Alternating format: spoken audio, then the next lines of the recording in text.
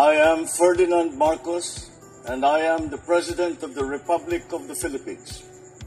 I stand today on behalf of 110 million Filipinos.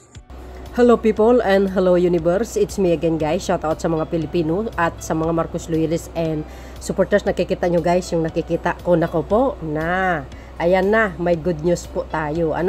Ay bumisita po or nag-courtesy call ang Japanese Foreign Minister na si Kamikawa Yuko sa Pilipinas kahapon po yan, sa ating mahal na Pangulo dahil dito sa First Defense Agreement forged by Japan and Asia that aims to further enhance the two countries' defense cooperation. Ay, maganda ito guys kung nakikita nyo nagkaroon po ng sign agreement ang both country. Nako mga bes sa madaling salita, magpapadala or mag-deliver ang Japan na 5 barko na pangkaragatan, barko ng Philippine Coast Guard. 5 po yan. Ito pakinggan nyo yung sinabi ng GMA News. But before that guys, nakikita nyo, ay sus, nagkaroon ng permahan mga beso ganyan talaga kainahan si Pangulong Marcos Jr. at saka yung mga secretary niya. Bago nyo panoorin mga kababayan, ay basahin ko ito, okay?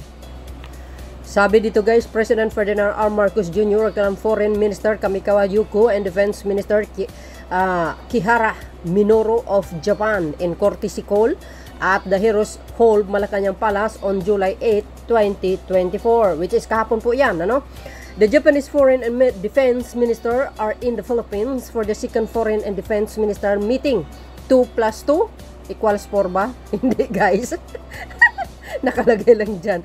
The highest consultative mechanism to further deepen security and defense policy coordination as well as security cooperation between the two countries. Oh my goodness. This is parang first time lang ito guys.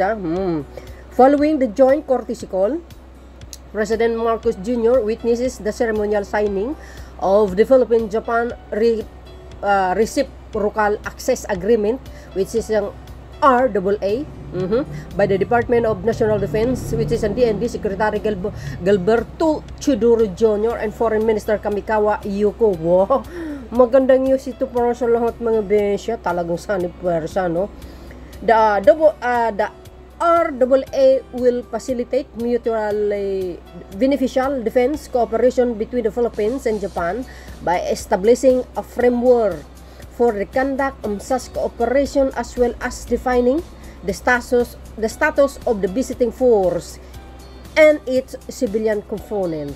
Guys, nakikita nyo yan? Guys, sinasabi ko na nga ba see?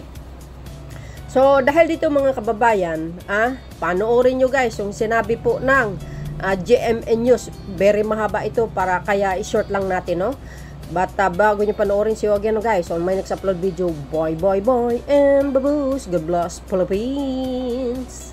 So matapos nga ang makasaysayang 2 plus 2 ministerial meeting na yan, ay sinabi ng gobyerno ng Pilipinas na sa pinakamataas na antas na ang defense cooperation ng dalawang bansa. Sa gitna po ito ng patuloy na agresibong aksyon ng China sa mga Pilipino sa West Philippine Sea.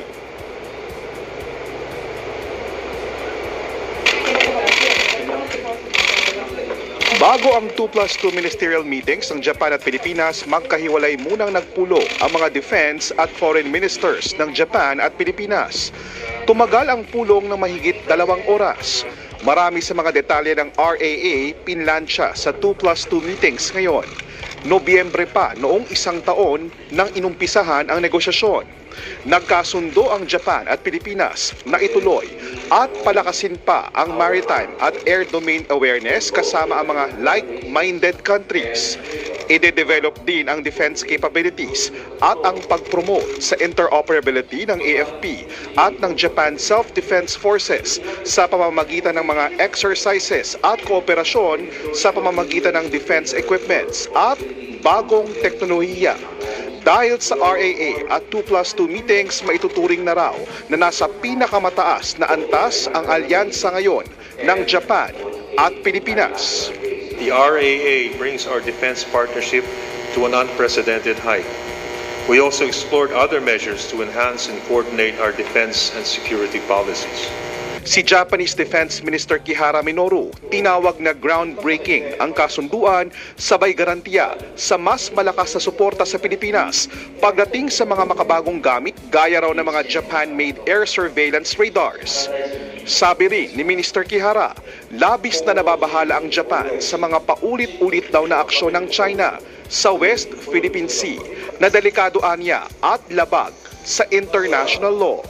Si Japanese Foreign Minister Kamikawa Yoko naman sinabing asahang titindi pa ang pagkakaisa ng Japan at Pilipinas pagdating sa pagsusulong ng defense cooperation.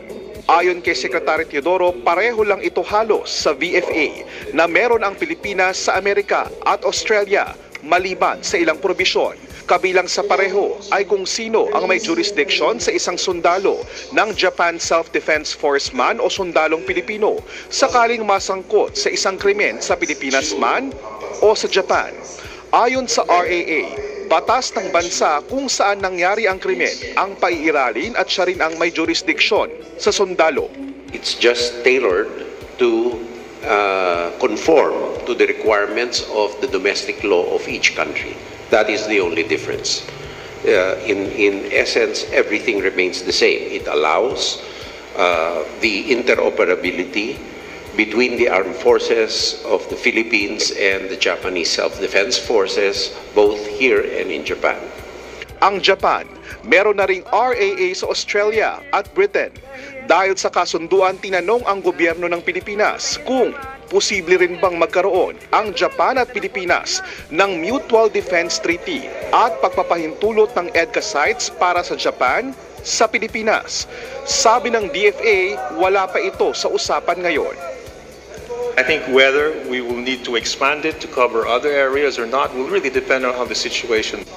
Kapuso, kabilang nga po sa mga napagkasunduan sa meeting na yan ay ang pangako ng Japan ng agarang pag-deliver ng 5 malalaking Coast Guard ship sa Pilipinas na galing Japan na bahagi po ng tinatawag na ODA.